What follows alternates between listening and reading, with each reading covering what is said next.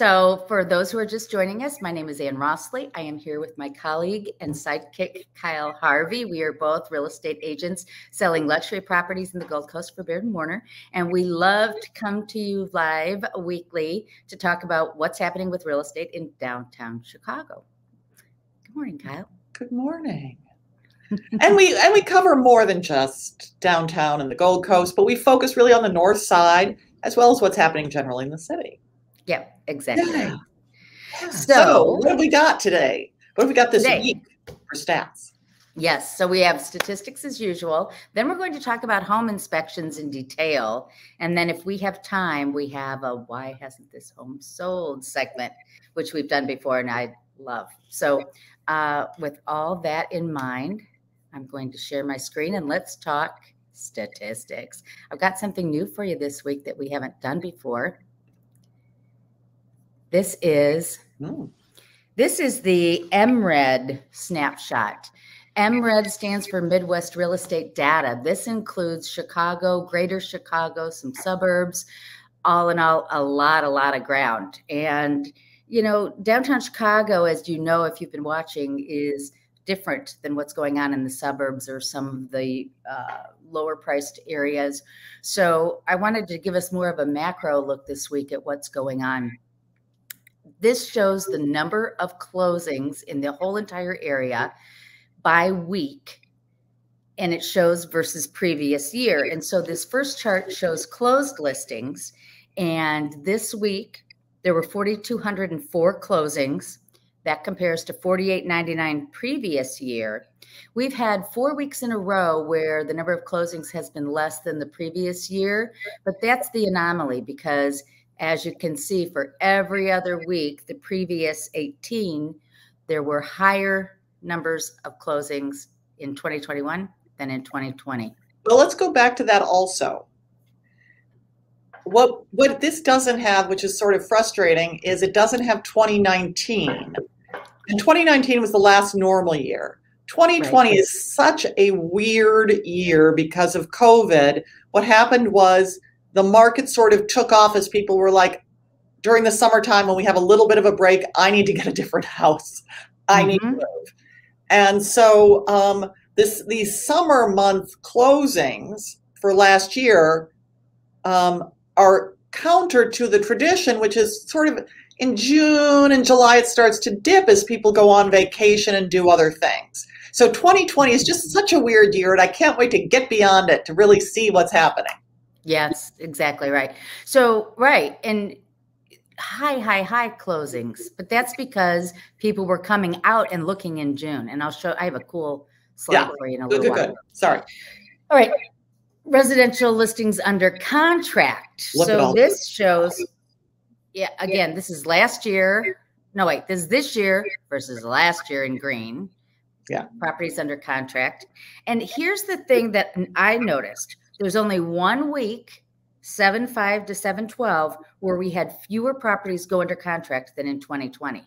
So that shows you and that was this week right here, week of 7/5. And I think last year, no one celebrated July 4th.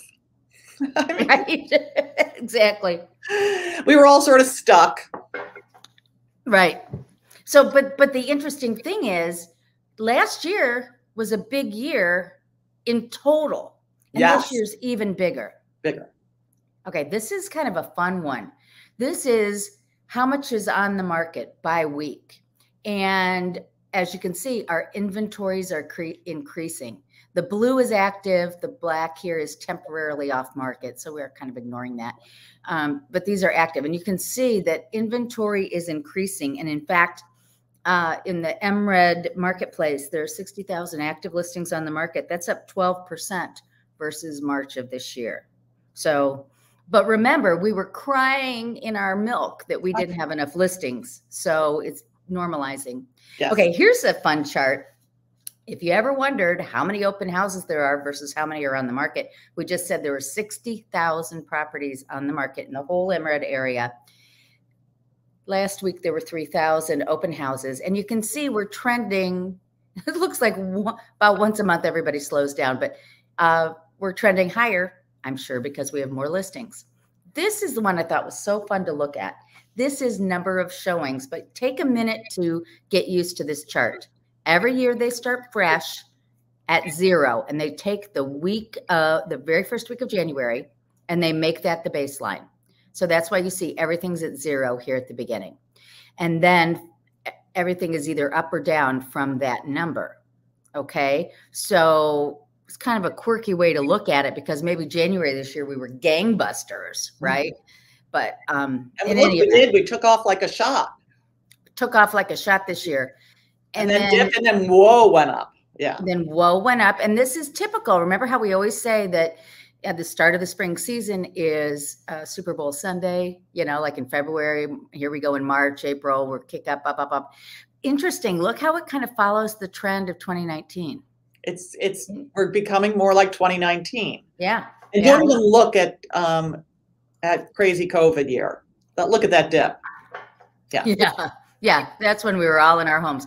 But isn't this interesting? So I think it's a really great way to answer the question for our clients. What does a normal real estate year look like, and when should I go on the market? Well, if you want to be on with every other listing and be there when most of the showings are there, yeah, maybe you want to go on in March, April. But it's not like we're down at 25% of January in the holidays here. We're down a little bit, but there's still a good number of showings. I also wonder this year, with all that's going on with the remaining parts of the pandemic, that we might start to see the showings for this year break from 2019 and have a stronger fall. I'll be very in this direction, maybe. Yeah, that it might sort of stick around at this level and not do the dip. You know, it just might not. We'll just see. I don't know. It's going to be interesting to see. You're right. Right now, I'm feeling, and this is just anecdotal, I'm feeling like showings are off a little bit. My activity is a little bit slower in terms of showing requests than it was 2 months ago. But I think everybody is so embracing this summer. I'm anticipating, like you are, that once we hit Labor Day and, you know, kids are back to school and people are back in the fall mode, I think you're right. I think we may be a little bit higher in showings. Hope so. We'll see. Rates are certainly at a point where people should be doing that. Okay. Sold price. Now, when I first looked at this chart, I'm like, okay, we're static on sales price. But then when I dug down deep into the numbers, and again, this is the whole area. So the median sales price is $290,000. Compare that to last year, $262, and your year over year, 10.7 year over year on price, which that's a significant difference in price appreciation. Okay, that was the link that I got them from. Okay, now we're going to get into our townships, and you know we're already into this for 10 minutes, so I'm going to go very quickly. All right, let's look at condominiums only for the townships. Median sales price for North Chicago condos $391, down 2%, but you can see we're trending. You know the high. Let's see, I've lost my place. Okay, we've ranged from 372 to 400. So is this closed or list? Closed or list? This is closed. Good. Median sales price. Okay. Okay, and then Lakeview, median sales price $345, ranging from $300 to $352.5. Okay, where's my cursor? There we go. Okay, closed sales. Again, crazy rockin' closed sales. North Chicago, 582. Last month was the highest month. Excuse me. This month here, 2 months ago, May, highest month, 727. That was the highest in 3 years. Actually, more than that even. Lakeview, oh, here it was last month. Yeah, sorry, I'm putting the wrong thing.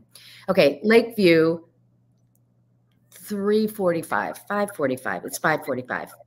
And then April was the 3-year high. So we're experiencing the highest in closed sales in a long, long, long time, maybe ever. All right, July dollar volume closed year to date. And so North Chicago's in red, Lakeview is in blue. Remember, North Chicago is from the Chicago River up to Fullerton, Lake Michigan to the branch of Chicago River to the west. And Lakeview is Fullerton up to Devon, Michigan Avenue to Western. Okay, so that's basically the north side of the downtown area and where we operate. So again, $1.3 billion in sales for volume in Lakeview. Compares to, thank you, it's 70% over what it was last year. Wow. Yeah. $1.7 billion roughly in North Chicago is 68% over where it was last year, and still incredibly higher than year before. So year to date, we're kicking. And then finally, month supply for condos. We are coming down, girlfriend. We're down to 5 months worth of supply. So we're starting to become more of a seller's market in North Chicago than we had been. And Lakeview, of course, is a 2.9. It's a hot seller's market. Okay, single family homes. North Chicago, median sales price for a single family home is $1,135,000, and that's up 33%.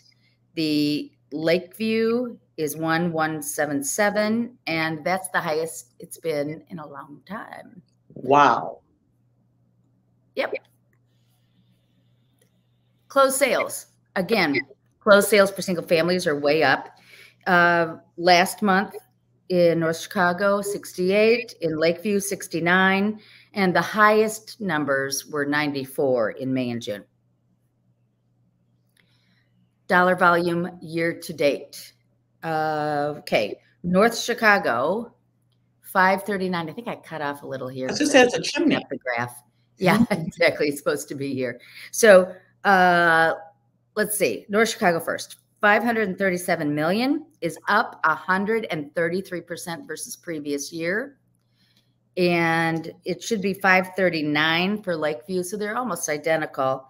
And that's up 74.4% versus previous year. So single family sales are way up as well. And then month supply of homes, no surprise, 3.3 for North Chicago, 2.8 for Lakeview. So that's really hot market, even though it's sort of in a summer lull. Exactly right. So that's statistics. Let's leap into inspections. All righty. Home inspections. Let me pull my notes out so I can be with you here. All right. Kyle, why should a buyer get an inspection? So inspections come up after you make an offer. As part of your offer, you put in there that you want the offer and the contract to be contingent on the home passing an inspection. And by passing an inspection, it means that the findings of the inspection make you comfortable with moving ahead. So in Chicago, there are a bunch of reasons to get it. Number one, you got to know what you're buying. This is going to be the biggest purchase of a lot of people's lives, and you got to know what you're buying because you don't want to get a money pit. Two, Chicago is a city and in a region of weather. And weather, as we've seen recently, Miami, we talked about, wreaks havoc on buildings.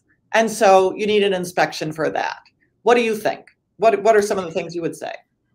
There are a couple of reasons that I look at an inspection. You don't want any big surprises that are going to put you in a horrible position financially. And that might be, for example, I had a house that was poorly constructed with split face block, and the inspector estimated $100,000 repair. I don't care what your purchase price is. $100,000 for a necessary repair is crazy for most people. So it prevents you from getting into a pickle.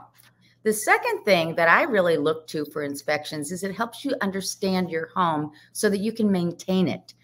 These inspectors will go through and they will tell you, here's the filter, change the filter. Here's how you do it. Here's your water shut off. Here's your sewer clean out. This is what you need to do. Your roof has a tear off and you're only 5 years in, so you've got 15 more years on this roof. Or the furnace is, 12 years in, the useful life of a furnace is 15 years. So you're going to have to think about replacing it. An inspection is not always to do an up or down on the house. It's also to help you learn about the home, to maintain the home, and to feel comfortable about your purchase. And that's why you and I really strongly encourage our buyers to attend the inspection, because right. a lot of the inspectors, especially the good ones, the ones we'll recommend, are teachers too. To just the point that Ann made, will teach you about a home, and not everybody knows about a home and right. how it works. Yeah. Well, right. Especially in our marketplace where people are in a condo and then they buy a house. They're like, all of a sudden, how do I manage this thing?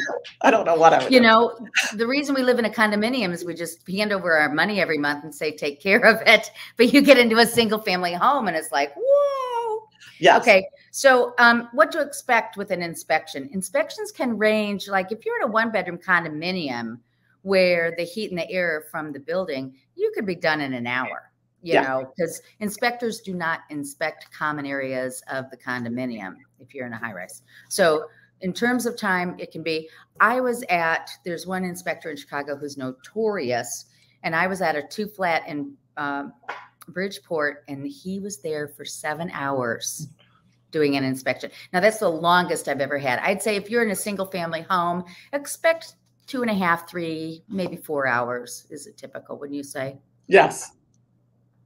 Depends on the complexity of the home, the size and complexity also. For example, if you've got a crawl space in an attic and a this and a that, and it's old and blah, blah, blah, you know, it can be a longer, but. Right. No. Exactly right. You mentioned attending the inspection, and I wholeheartedly concur. Buyers should always attend their inspections if at all possible. We've had lately with some COVID, some buyers out of town, and so we've used FaceTime and some other opportunities for buyers to be there virtually, but I would say yes. Okay. Anything else on what to expect, Kyle? Yes. So inspectors that we recommend are certified by there's an inspector association. I'm sorry, I don't remember. American Society of Home Inspectors or International Association of Certified Home Inspectors. Them. Yeah. But they have best practices, checklists, etc. And so they will run through the checklist and they will identify for you everything that isn't perfect, because that's their job. Now, people live with all sorts of imperfections all the time. And so, and my God, if you had a perfect home, there are none. Let's just be honest. So it's not the number of defects. It is the severity that will impact, 1, the value of the home, and 2, your ability to maintain it. So you're looking for, everyone wants an inspector with judgment. They're going to call out in the report every defect, but they will also tell you about the ones you should care about, the ones that will matter to you. And that's another reason to be there, to see this person say, this is one, pay attention to this. So anyway, yeah. No, that's exactly right. And there are a couple that pop up all the time in our home inspections, and they're nothing to get too crazy about. For example, having a handrail on your staircases everywhere is code. And if there's no staircase there, the inspector will point it out. Is that an earth-shattering problem? No. Can that easily be fixed for a few dollars? Yes.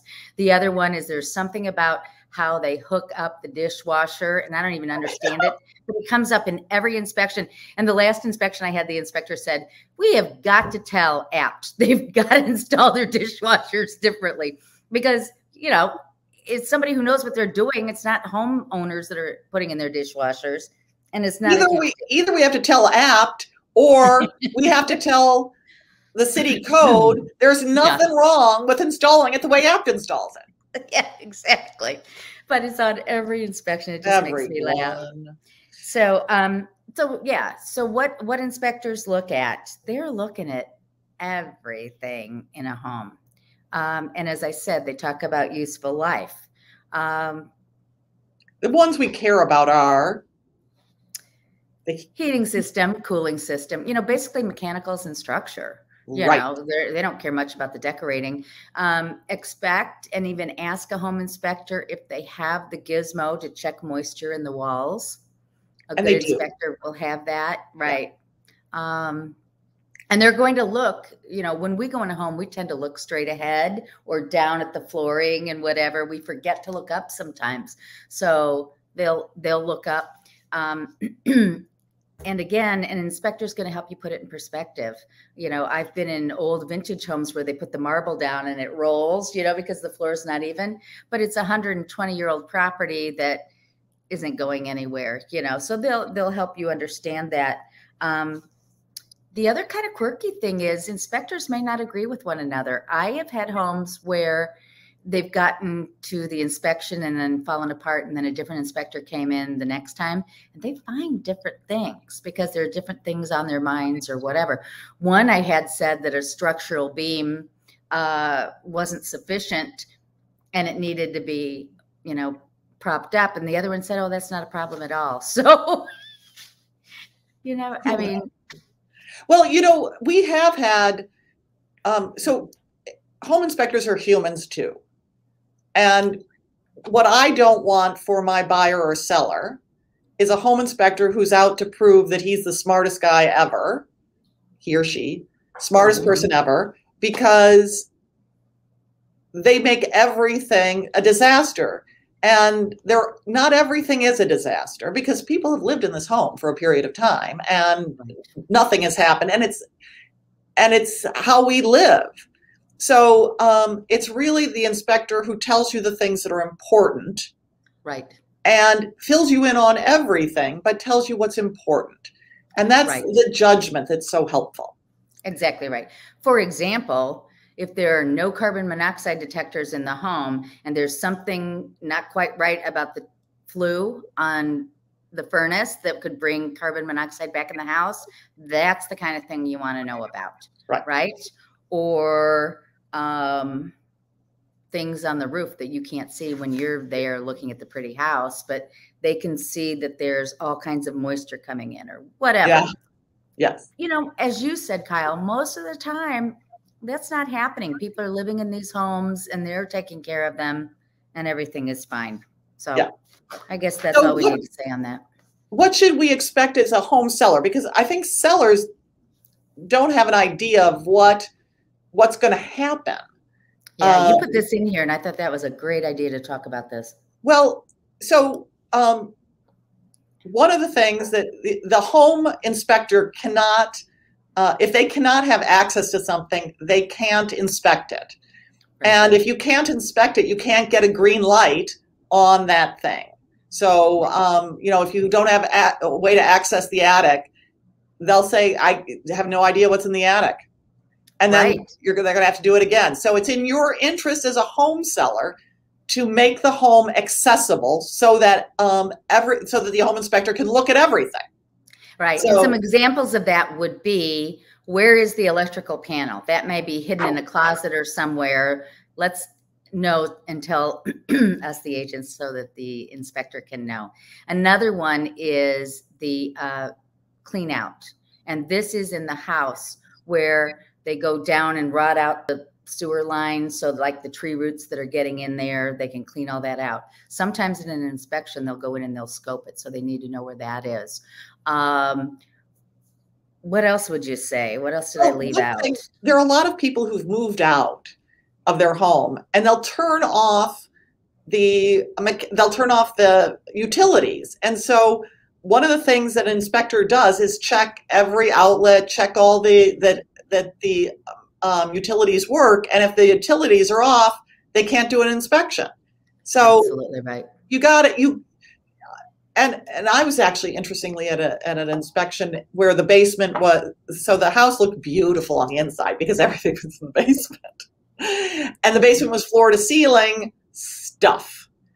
But there were key things. The utilities were access points were in the basement, and the basement had was, you know, from the building was from the teens or 20s of last century. And so there were asbestos tiles. There were all sorts of things that weren't deal killers, but we couldn't see, so we had to come back again. And that's, you just got to make it available. Sure. Sure. So you bring up a good point. I mean, if if everything is accessible, and here's another one. This is a simple one. Put light bulbs in, make sure all your lights work.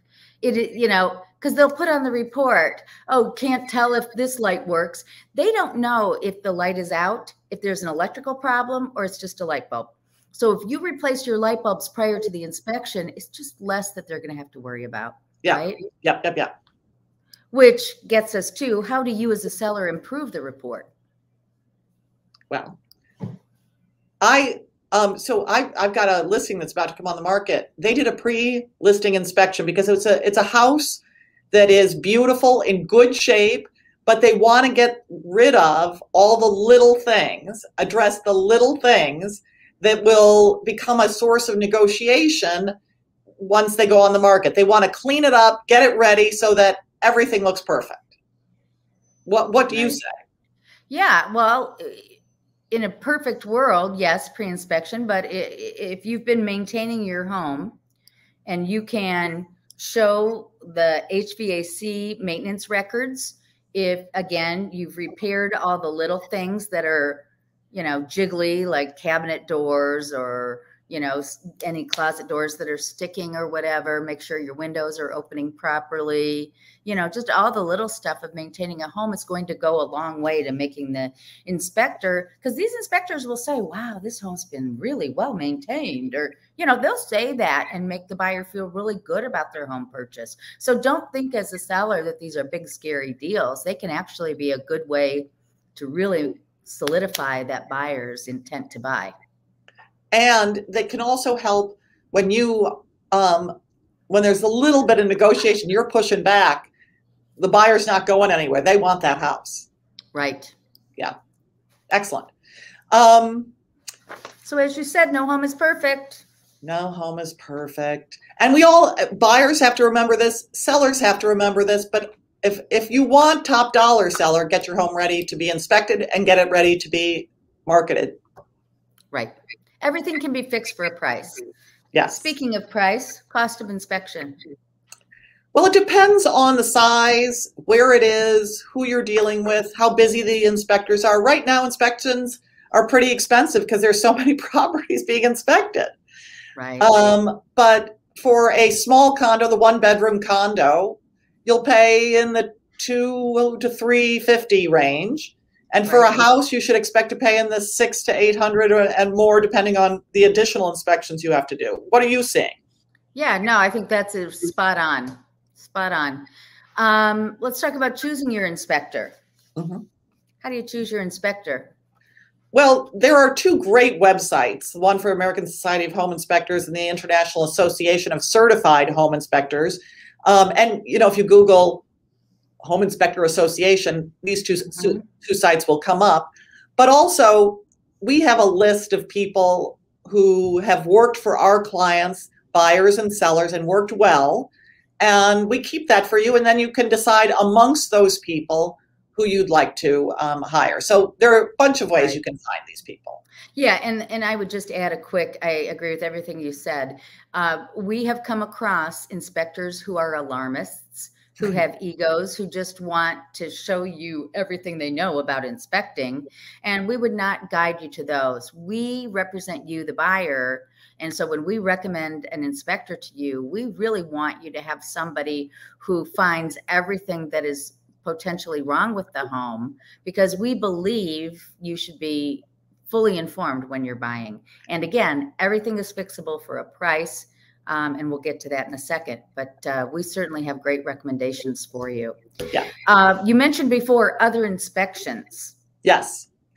There's the home inspection, and sometimes the inspector says, well, I have a question about this, so maybe you need to bring in da-da-da-da-da. Tell us about that, Kyle. Well, there are a couple of ones that you don't actually need to have a home inspector suggest. For example, radon. There are certain neighborhoods where radon, a natural gas, is present. And the tricky thing about radon is it can be cancer causing if you don't take steps in an area that has radon to dissipate radon. Yeah. There are things one can do. Even if they find elevated radon levels, there are things you can do to make the home safe for people. But anyway, there's a radon inspection in certain areas. you really got to do it, but it can appear anywhere. And let me just say this too. City of Chicago, chances are you're not going to find it. If you're on the 3rd floor or below, we have a radon inspection. But, you know, in Oak Park, we get it frequently. And there are a lot of mitigation systems in homes in Oak Park. Yeah. So it exists. And we would never tell you don't do a radon inspection as a buyer. Termites. So it depends on the structure of the home. But termites, especially for a much older home that has wood construction, it's just worth knowing. Sometimes you can wait for the home inspector to say, oh, I'm seeing evidence of termite infestation. But sometimes you just might do that yourself. Oh, you know what? Here's a story that I haven't told in ages. You know, we lived in a 1908 house in Lakewood, Balmoral. When we bought the house, it was a multiple offer situation. We paid over list price. We were in love with this home. But it's the only time in my real estate career I've seen this. Every 10 inches, there was a little hole drilled just above the baseboards all around the house. And they thought it was to mitigate carpenter ants. But no, we never saw carpenter ants. So anyway, so that was kind of an interesting thing. All right, asbestos. Asbestos, we generally don't have a separate inspector, but if your inspector, the one you work with, will be experienced enough to be able to say, I have concerns that it's a potential problem, bring in someone, or let's test for it. Mm-hmm. Water damage, lead. We don't have so much of a lead paint issue, but lead piping, it's sometimes worth knowing if the line to the house is a lead pipe. And that's sometimes worth knowing if you want to put in a water filtration system. Right. Mold inspections are generally not done, but if an inspector sees something that leads them to believe there might be a mold problem, then we would encourage you to get an additional mold inspection. Mm-hmm. But they're not a typical extra inspection in Chicago. And any other safety issues, I've had a couple of times where we've brought structural engineers in just to make sure that, you know, the roof can hold the weight. And roof, sometimes a roof, if it's an old roof or you don't know the age of the roof, you want somebody to come in and look at it. Fireplace, same thing. Yeah. Especially if they do not have records, you want to check it out. Right. Next steps after a home inspection. Yes. So you get the inspection and it's going to have, here are the serious things to be concerned about. Here are all the other things that are just things I noticed. So at that point, Kyle, what do you do? So your agent and or me, we will work with you and the lawyer to identify the things that are negotiation points if we're representing the buyer. If we're representing the seller, we don't see the inspection unless we ask for it. And they're not allowed to give it to us unless we ask for it. I have in the past actually asked for it and then used it with when I was trying to sell a property to say, these are the issues that were found by the last person. And actually we got more because we had identified all the issues and people were much more confident that the property was in good shape. But anyway, so then you just negotiate the final details of the contract. And usually through the attorney, but sometimes we get involved as well. We help facilitate it, make it palatable. Right. But most importantly, the inspection is your guide. It solidifies your thought process on the purchase. It prevents you from having huge problems, and it's an important component of the home buying process. Right? Yes. We're out of time today. So next week we'll do, why hasn't this home sold? As well as other relevant topics. Exactly right, which are yet to be determined. So send us your questions. This is this week's Monday Morning Coffee with Kyle and Ann. Thank you so much for watching, and we'll see you next week. See you next week.